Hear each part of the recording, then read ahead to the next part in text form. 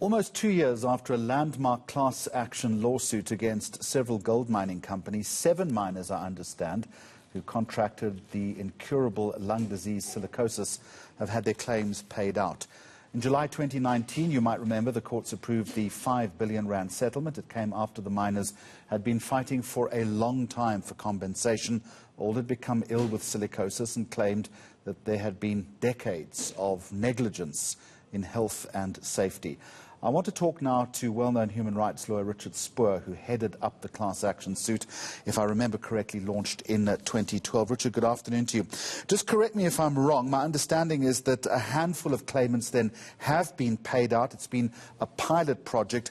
Is the full process of payment now up and running? It's getting there. I think it's important to note that I think people expected that when the trust was established, they would arrive at an office and make their claims and the process would happen much quicker. But it's been a far more difficult process in that we've decided, or the trust has decided, to kind of do a targeted approach. So the starting point was to compile a lot of data from the lawyers, from the mining companies, from various state agencies.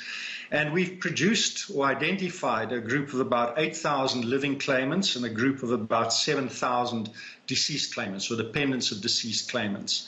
And having identified these people to have contracted these diseases and to have got sick and died, there's now a process underway to find them, engage with them, have medical examinations done to the extent that they can or required, fill in the necessary documentation. We have been compiling their work histories, their medical records, and of course the big job of tracking them down in the rural areas where they live.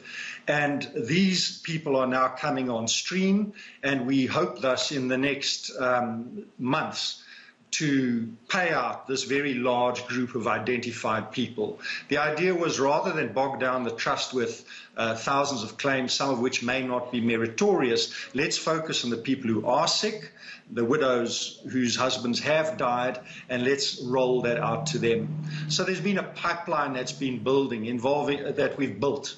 The database, the computer systems, the field offices, the TERBA offices, medical facilities, and then pulling all this data together. And so I think we've built a pipeline that is now capable of handling very, very large volumes of cases and process those payments, and that really is the intention. Are you able to explain to me how individual payment would be determined for the broader body of complainants? Well, it's a complicated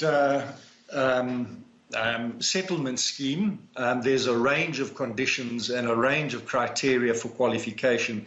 But essentially anybody who worked on a gold mine post-1965 and who has contracted silicosis or tuberculosis or has a family member that's died of any of these diseases should engage with a trust, at minimum to establish whether they qualify for a benefit or not.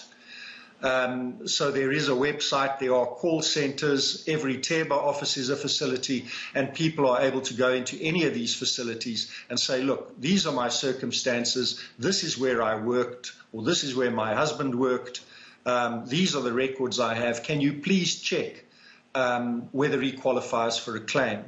And the fact that they don't necessarily have the work records or the medical records that are appropriate doesn't really matter, because we will then search the database and we will look for those records and find them to assist.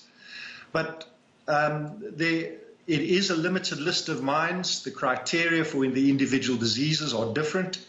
There are a lot of people with MBOD certificates, and the wording of the certificate matters. So it is complex, but the sense is that everybody who's got one of these diseases should come in, make inquiries to establish whether or not they qualify. The R5 billion, my understanding is it is an amount that has been set aside by these mining companies.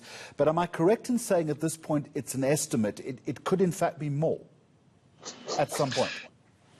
It's an estimate. It could be more, and if the trust doesn't do a good job, it's likely to be less.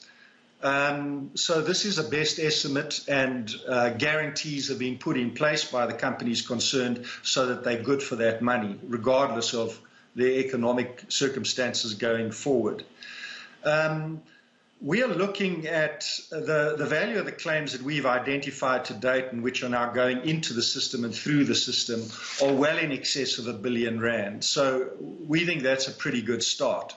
And if it goes as well as we hope, I hope that we'll see this R5 billion dispersed well before the life of the trust is exhausted.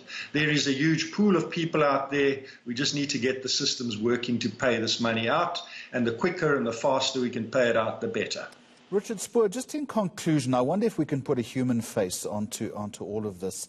Those that are receiving payment now and those that you have interacted with, and maybe even yourself, given that you have lived with this for such a long time, how does everyone feel? Is it a sense of relief and vindication? I wish it were, but no. There's always the pressure of implementation and concern. The trust has taken a lot of criticism. We take a lot of criticism. Everything is too slow, it's too difficult. Individuals experience frustration.